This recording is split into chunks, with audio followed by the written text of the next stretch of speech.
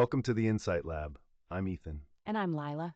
Here we dive into meaningful conversations about growth, mindset, and intentional living. Together, we explore ideas that spark change and uncover practical insights to help you thrive. So grab a cup of coffee, settle in, and let's start this journey of discovery together. Hi there, folks. Today, we're diving into the delicate and fascinating topic of family communication and how the way we speak to each other at home can make or break our relationships.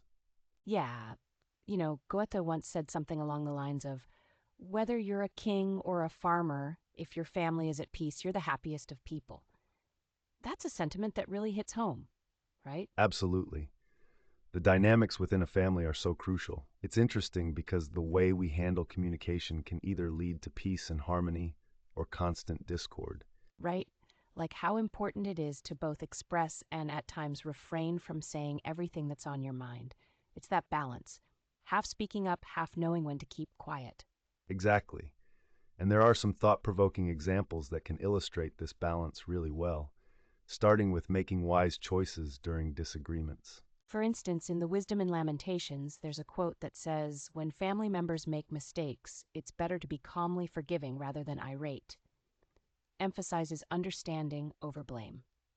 That's a critical point. I remember a story about a couple where the wife, Anan, decided to invest in something risky without her husband's full support. It didn't end well, but instead of blaming, her husband became her support.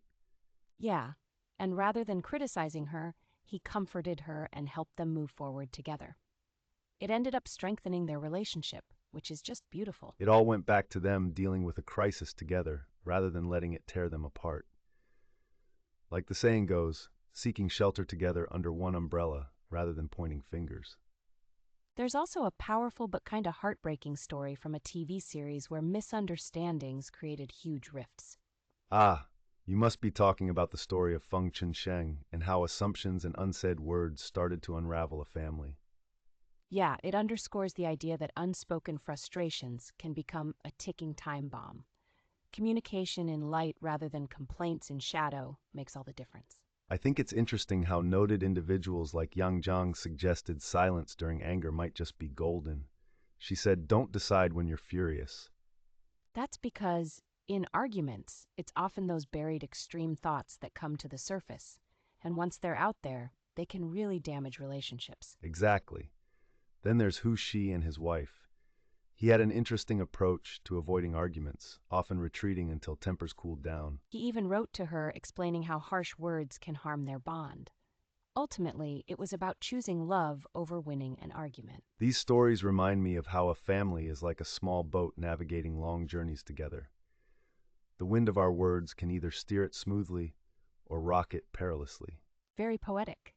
Indeed, Lin Yutang once said it's better to say less in anger because it's so easy to lash out at our nearest and dearest. It's true. Bruising words once uttered can never fully be taken back. Disfigured hearts can mend, but scars often remain as reminders. So true.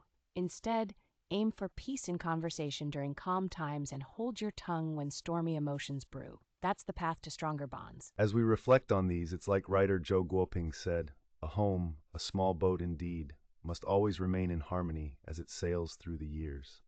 Hence, speaking at the right time, with the right tone, in the right spirit, can keep that familial vessel steady, come what may. So, let's aim for relationships with our loved ones that are open, filled with respect and understanding. A family where everyone speaks with love and listens with compassion. Exactly. Here's to hoping we can all build that warm, caring environment at home where what's said binds rather than breaks. All right, folks, let's keep the conversation sincere and supportive with our loved ones. Until next time, stay happy and harmonious.